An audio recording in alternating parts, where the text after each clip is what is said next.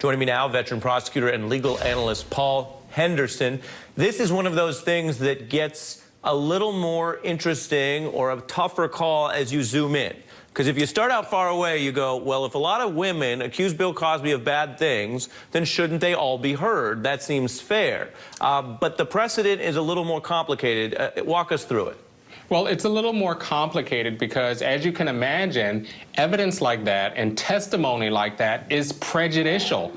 So much so that the judge has to evaluate and weigh whether or not the prejudice is balanced against showing the modus operandi or the pattern and practice of this specific defendant, Bill Cosby, in terms of what he's done in the past. Because keep in mind, there is one person on the stand or one victim that is charged in this case. And so these 13 other previous victims are not individuals that are associated with the charges that are currently pending against Bill Cosby. And this is exactly what prosecutors are arguing, because they're saying that they need to show this pattern and practice as a behavioral instinct that he was engaged in to add credibility to the one victim that is on the stage here. Right, which is tricky because they want to say, here's this thing he does, and it involves drugs, it involves incapacitation, and then it involves a sex crime.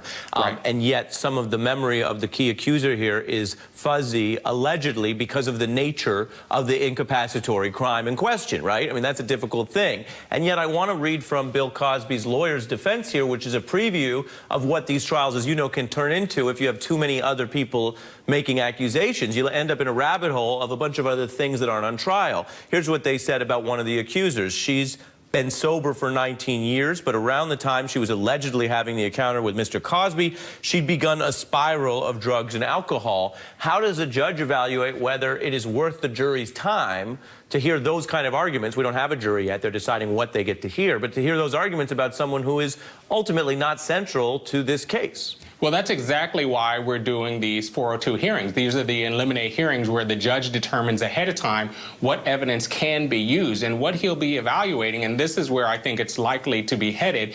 If he rules that that evidence can be used, that it is independently relevant to a material issue in the case, which I think a lot of this testimony is, what he's likely to do is limit what that evidence can be. And so instead of having all 13 of these previous victims come and testify, he is likely to limit a number of those victims in coming forth and manage how much a jury can hear. So it won't be just victim after victim after victim coming in. The judge may say, you can add up to 2 or 3 or 4 or 5 and limit the scope of your cross-examination or evidence in these ways. And I think that's what's going to happen in this case. We also saw a potential preview of trial strategy in that they depicted Bill Cosby as aging and blind. What is the strategy there?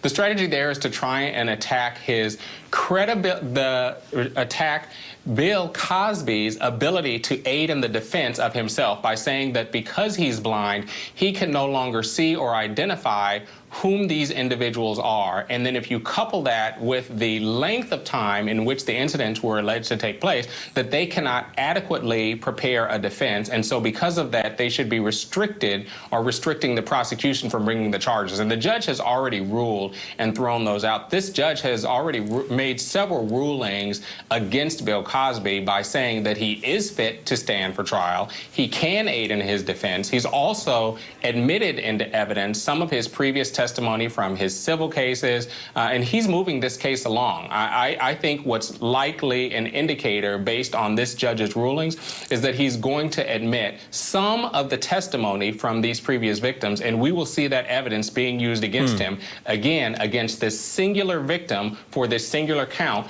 that he still could face up to 10 years of custody if found guilty. Paul Henderson making a prediction that we will hear at least from some of the other accusers. We rely on your expertise in these cases, so I will hold you to that. We'll check back on your prediction next time. Thanks for joining. Thanks for having me. Absolutely.